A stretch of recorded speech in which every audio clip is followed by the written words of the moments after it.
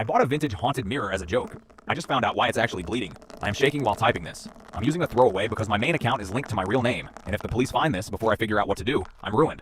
3 months ago, my girlfriend Sarah and I moved into a gorgeous, slightly rundown Victorian house. We love everything antique, so when we saw a massive, floor-length Gothic mirror at a local estate sale, we had to have it. The guy selling it looked visibly uncomfortable, telling us it belonged to his eccentric uncle who passed away and claiming it was cursed. He even said, "Sometimes it looks like it's sweating." Sarah and I laughed, paid him $100, and hauled it home, hanging it right at the end of our upstairs hallway, directly opposite our bedroom door. For the first few weeks, it was great, but then the sweating started. It began as a faint metallic smell in the hallway that I assumed was old plumbing. But a week later, I noticed a dark, rusty streak running down the bottom right corner of the glass. I wiped it with a paper towel and realized it was thick, dark red, and smelled exactly like copper. Sarah blamed it on humidity and the old backing material degrading, but it kept happening. Every few days, a fresh droplet would pool at the bottom of the frame. I'm a skeptic, but it was getting on my nerves, so last night when Sarah went out for a bachelorette party and was staying at a hotel, I decided I was going to take the damn mirror apart, figure out what chemical reaction was causing the blood, and fix it.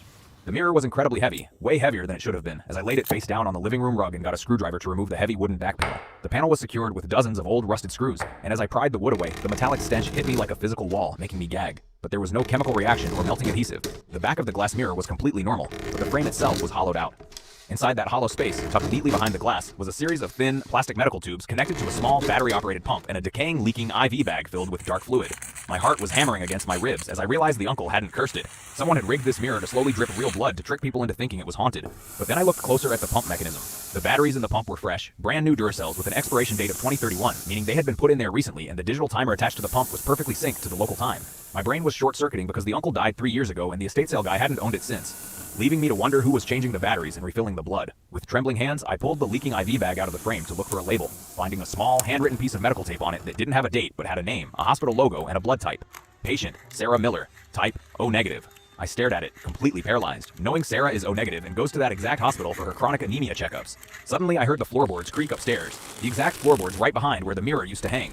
The mirror wasn't deep, but the wall we hung it on, which shared a boundary with our bedroom closet, had a dead space between the drywall. I looked up from the floor, my eyes landing on the empty space on the hallway wall visible from the living room, and now that the mirror was gone, I could see a perfectly cut rectangular hole in the drywall that had been completely hidden by the mirror's frame.